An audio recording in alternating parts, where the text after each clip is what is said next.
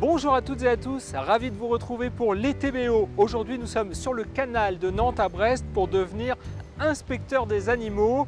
Nous allons mener l'enquête pour découvrir la faune qui peuple le bord de ce trait d'union écologique en Bretagne. Mais tout de suite, l'actu du jour dans le Finistère. Le cabinet médical de l'Anilis a fermé ses portes pour 2 jours. Ce n'est pas encore les vacances, mais une action santé morte que les médecins ont décidé de mener. Jeudi et vendredi, les généralistes des pays d'Iroise et d'Abert sont en grève contre le projet de loi de santé de Marisol Touraine. Ce que je crains et ce que nous sommes beaucoup à craindre, c'est que le monde de la santé va changer de façon très importante dans les 5 années à venir. Je ne suis pas contre le tiers payant, la preuve je viens de le faire, je ne suis pas contre le tiers payant social, je suis contre le tiers payant généralisé, obligatoire. Voilà, c'est ces 2 adjectifs qui m'embêtent, qui nous embêtent. Le tiers payant n'est pas la seule mesure que contestent les médecins, mais c'est forcément celle qui intéresse le plus les patients. D'ailleurs, ils leur en parlent régulièrement. Le problème, c'est qu'en France, on a tendance à empiler les lois sans forcément les réévaluer. Et je pense qu'une vraie priorité, ce serait déjà d'aider tous ceux qui peuvent... Ceux qui ont plus besoin, on va dire. Les médecins redoutent aussi la fin du secret médical. Avec la loi santé, les mutuelles pourront par exemple avoir accès aux dossiers médicaux des assurés. Pour se faire entendre, les soignants se sont regroupés au sein de collectifs, les CODTS, qui se veulent différents des syndicats. Ils ont une vision d'ensemble au niveau national. Nous souhaitons être une force de proposition sur des problématiques très locales. Plusieurs groupes comme le nôtre naissent tous les jours. Nous avons à Vannes un groupe qui vient de se monter, à Quimperlé. J'ai été contacté pour aider à en créer à Brest, à Landerneau. L'ensemble de ces mouvements pourront s'interconnecter et échanger leur expérience. L'action santé morte est donc réservée au Nord Finistère pour le moment, mais le mouvement de contestation pourrait encore s'étendre. Lors de son déplacement au campus des métiers de Brest le 30 avril dernier, François Hollande a présenté une série de mesures en faveur de l'apprentissage. 2 mois plus tard, la première de ces annonces entre en application. Il s'agit de la gratuité de la première année d'apprentissage pour les très petites entreprises de moins de 11 salariés. Dans le Finistère, cette aide est bienvenue. L'apprentissage, il ne faut pas se voiler la face, dépend d'abord et avant tout du contexte économique. Nous sommes aujourd'hui dans une phase de reprise. Cette reprise conduit parfois les employeurs à une certaine forme d'attentisme que l'on peut comprendre. La gratuité proposée sur la première année va permettre justement aux entreprises de pouvoir se mobiliser avec davantage de perspectives, davantage de sécurité pour leur prévisionnel. Et donc c'est bien là l'objectif du gouvernement, c'est d'accompagner la reprise. Ce dispositif pourrait concerner plus de 10 000 entreprises artisanales pour le seul département du Finistère, soit près d'un employeur sur 2. Une aubaine pour les centres de formation qui voient dans cette mesure l'occasion de donner un vrai coup de pouce à l'apprentissage. Nous avons la chance dans l'apprentissage, peut-être en raison d'un parcours d'alternance entre le chef d'entreprise et puis le centre de formation, d'avoir un taux d'employabilité qui est supérieur à 75%, c'est-à-dire que nos jeunes apprentis sortent avec un CDD et un CDI en poche. Et plus encore pour les bacs professionnels qu'on néglige souvent par apprentissage, alors même que ça peut être une voie d'excellence et une voie royale vers l'emploi. Le dispositif étant désormais en place, les campus des métiers de Brest et Quimper vont être sur le pont tout l'été pour répondre aux demandes des entreprises, mais aussi des futurs apprentis. Dans les années 30, en pleine montée des extrêmes, Pierre Perron met son art au service de ses idées. On ne sait pas du tout s'il s'agit d'une commande ou c'est au contraire l'artiste qui donne son point de vue sur l'ambiance de l'époque. Et de l'affiche politique à la publicité pour les bières Kérini, il y a un vide que l'artiste brestois franchit sans mal, avec son style singulier des années 30, entre couleurs vives et formes géométriques, parfois non dénuées de fantaisie. Des compositions qui donnent, qui permettent d'associer le texte à l'image. Ici, on va voir souvent la Bretagne qui est présente là, sous forme d'un ciel. Alors ça, c'est quelque chose qui est un élément qui est un petit peu récurrent dans les maquettes de Pierre Perron. Une Bretagne qui ne s'éloignera jamais trop de ses coups de crayon, même au sein de son atelier parisien. À 22 ans, celui qui deviendra aussi peintre officiel de la marine s'installe au cœur de la capitale pour réaliser son premier objectif, devenir dessinateur publicitaire. Là, il développera son style unique, novateur et moderne. Il a eu une collaboration importante dès les années 50 avec la maison Hermès à Paris. Là, on présente plusieurs carrés Hermès et notamment une maquette originale qui sort rarement en fait, de la maison Hermès de Paris. Et là, on voit que son langage graphique est encore très actuel. Le carré quadrige de la maison Hermès est encore édité, encore distribué, ainsi qu'un certain nombre de produits dérivés. Des œuvres inédites, rarement exposées, tout droit sorties des collections familiales, à voir jusqu'au 3 janvier au Musée des Beaux-Arts de Brest.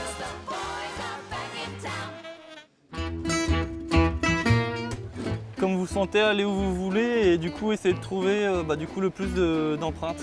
Alors moi j'ai déjà vu un autre insecte. Mais j'ai vu une demoiselle. Ouais. Ah ouais. Alors du coup... Crapaud ou grenouille? Alors la différence déjà entre les crapauds et la grenouille. La peau du crapaud est verruqueuse, alors que généralement la peau de la grenouille est plutôt lisse. Alors là du coup c'est plutôt lisse ou... Ça m'a l'air lisse. Ouais, bah voilà. Donc du coup c'est bien la grenouille. Voilà, nous sommes en cours d'enquête avec Olivier. Olivier, animateur ce matin. Bonjour Olivier. Bonjour. Comment on repère la présence d'animaux sur le bord du canal? En fait, on va aller chercher vraiment les empreintes qu'on peut retrouver sur le bord. Donc ça va être surtout dans la vase, dans les milieux humides. Et après, on peut aussi, justement, le long du chemin du halage, par exemple, remarquer des coulées de ragondins. Donc c'est des endroits qui vont aller de la berge à l'eau. Et du coup, ça va être où l'herbe va être tassée. Les ragondins, c'est l'une des espèces présentes sur le canal. Il y en a d'autres? Oui, il y a le vison d'Amérique. Il y en a au moins une dizaine, dont 3 invasifs. Le vison d'Amérique, le ragondin et le rat musqué. Invasifs, ça veut dire qu'ils n'étaient pas là au départ? C'est ça. En fait, pour ces 3 espèces-là, ils viennent d'Amérique. Ils ont été en élevage justement dans le coin pour la fourrure et ils se sont échappés. Et du coup, on les retrouve partout dans le canal, ils pullulent et du coup, ça porte préjudice aux autres espèces locales. Là, c'est une fiche pour déterminer un peu, en fonction des indices, l'animal qui peut être repéré? Ouais, alors du coup, on a fait des fiches par espèce où justement, on va avoir le nombre de traces qu'il va laisser, la taille des traces et avec des indices qui vont faciliter, justement des petites astuces qui vont faciliter l'identification. Bon, quelques souvenirs de rencontres fortuites comme ça? Ouais. J'ai passé par exemple 2 jours en affût sur l'îlot pour essayer d'observer la loutre. Et du coup, je travaillais pas le lendemain. Et justement, en fait, la loutre est venue juste se poser en face de la maison éclusière. Le lendemain matin où je travaillais pas et ma collègue l'a vu, du coup, j'étais vraiment déçu. C'était une occasion manquée. Ouais, c'est ça.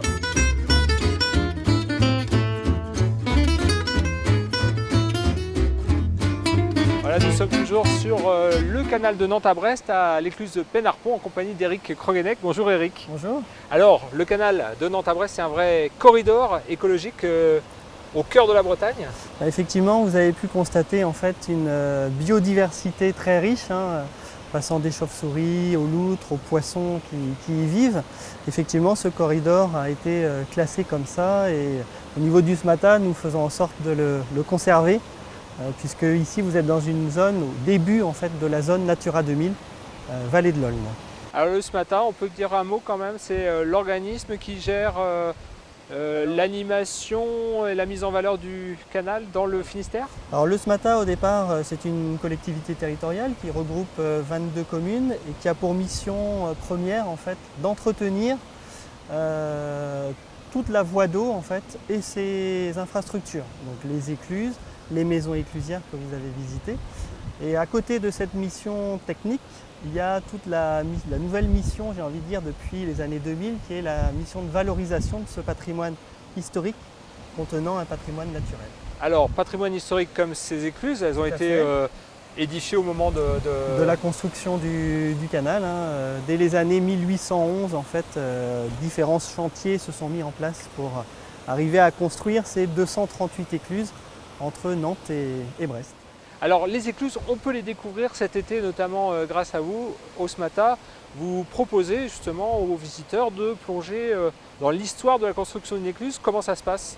Alors on a la chance en fait d'avoir égrené le long des 100 km de canal dans le Finistère d'anciennes maisons éclusières et de les avoir rénovées, restaurées pour en faire des centres d'interprétation. Et effectivement, à la confluence de l'Aulne naturelle et de l'Aulne canalisée, vous avez une maison éclusière qui va retracer toute l'histoire du canal. Et dans cette maison, l'animatrice, donc vous avez vu Olivier en action autour de la faune, Sarah vous expliquera tous les rouages nécessaires pour faire fonctionner cette écluse et ça en se taille passe réelle. par là. Et c'est voilà, Carhaix est en amont, donc voilà, Châteaulin est en aval. Donc du côté de Carhaix. Il y a beaucoup d'autres animations aussi. Alors on a tout un programme en fait qui a été mis en place en lien avec les animateurs et en lien avec la collectivité, de la flore à la faune, en passant à l'histoire, la construction du canal. Faut savoir que c'est à peu près dans chaque maison une animation nouvelle chaque semaine. Donc il y a maison éclusière. Maison éclusière, voilà, tout à fait. Donc le programme, on peut le retrouver sur le site du Smata. On peut aussi rappeler qu'on peut tout simplement longer le canal. Alors effectivement, le chemin de halage donc, dans sa totalité est praticable. Les collègues services techniques justement finissent là la transformation de ce chemin de halage en véloroute. Donc là maintenant, normalement, à cette heure-ci, 1er juillet, tout est praticable. Et il y a de plus en plus de gens qui Et on roulent, constate le long du effectivement qu'on a un développement en fait, de la fréquentation, que ce soit les locaux qui viennent se réapproprier ces lieux qui sont aujourd'hui ouverts au public, ou alors les estivants qui partent de Nantes et finissent leur périple vers Brest. Eric, merci beaucoup de nous avoir expliqué un aussi. petit peu l'histoire du canal et puis les différentes animations que propose le Smata. On se retrouve nous pour notre part demain à la même heure, 19h30. Bonne soirée à vous.